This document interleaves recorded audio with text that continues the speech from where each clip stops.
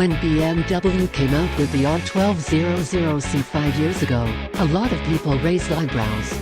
Everybody knew how rough and tumble the cruiser industry was back then. It still is pretty hot if you think about it. Nevertheless, amidst the skepticism, the C took off and has proved a success for BMW. In fact, the C has become so successful that BMW has produced 4 different variations of the beast.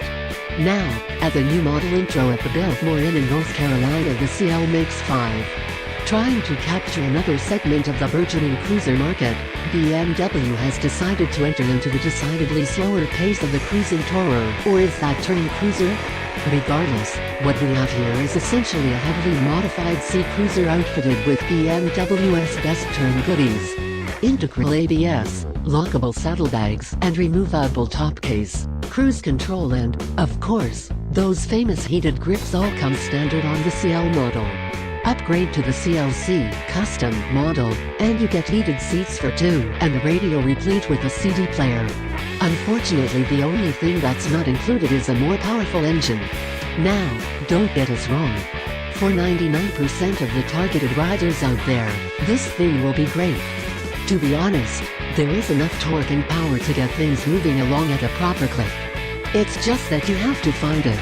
Unlike a GS or an R, don't think of looking for the power down low. It's higher up in the rev range, where a normal cruiser rider wouldn't think to look for it. The climb out from stop to past first gear is a doozy. Clutch slipping is the only way to do it, and first gear is the only way to climb out of tight, off-camber switchbacks. And even then it's dicey. The motor, a stock R1200C power plant, really comes into its own above 3 to 4K revolutions per minute and hangs on to what little bits of dignity it has all the way up to redline. Thankfully, BMW did their homework in picking out a route that would highlight the CL's high points, one of which is the controversial front fairing. With its scalloped top edge and unconventional headlight treatment, the CL is sure to turn heads. And heads it turned, but thankfully none of it was due to wind buffeting. That's because the cutout was designed to offer maximum wind protection while not sacrificing any visibility. You really didn't notice until you're cranked over and looking right through the cutout onto the road ahead, and not straight on the edge of the shield. The headlights are another controversial aspect of the machine. While the outer 2, low beam units are descendants of those found on the R80GS, the 2 center lead tandem mounted, smaller, high beam units are the same as those found on the R1150. Why they chose this setup, we may never know. But we do know why the rest of the fairing looks the way it does. Wind tunnel testing contributed heavily to the final design of the fairing. There are numerous soft edges and lines that are all there to help keep the front end stabilized during cruise speed. Even things such as water runoff patterns were studied to ensure that the rider would remain as dry as possible during rainstorms, which is impossible, but we give them points for trying. Aside from the appearance, the rest remains typical BMW. However, don't think this is simply a well-equipped R1200C. Essentially, aside from the motor, everything has been replaced. Minor touches like a lengthened swing arm and relaxed fork angles have been incorporated.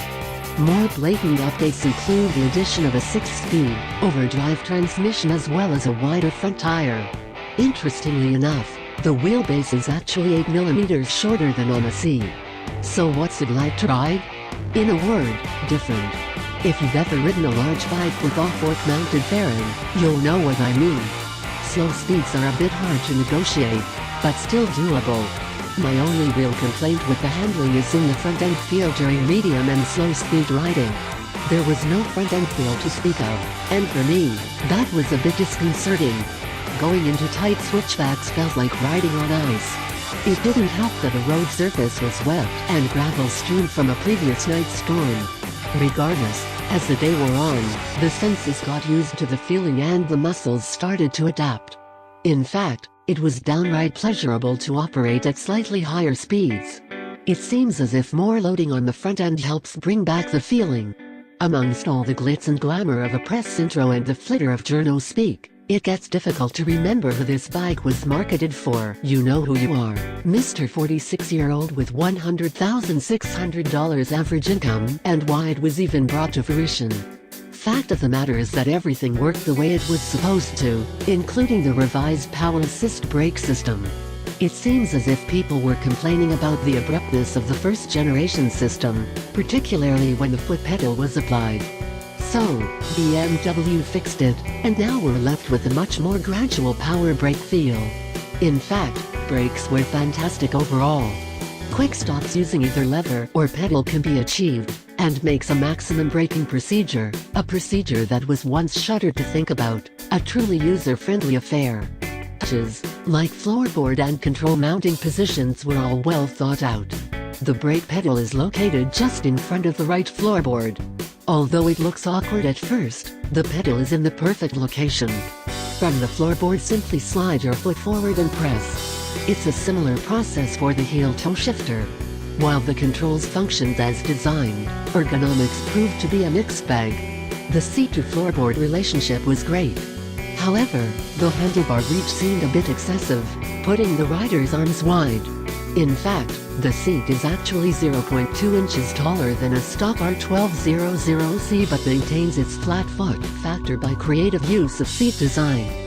Unfortunately, I didn't really get to field test the bags or the lighting system, as our ride only lasted a single day. But, in the little time I had, I found the bags to be typical of all the BMW systems. Well designed and fabricated. While the top case is removable, the side bags are designed to stay put. Now, the main question remains is, are people going to buy the CL? I think they will. And why not? The bike is built like a rock, and once you get used to the vague feeling front end, handles just fine. The BMW name, quality and attention to detail will be more than enough for the selling. Luxury accoutrements just add to its value. Sure, it's a little down on power, but when you're just cruising the interstate, or rambling down a rural road, this rig is perfect.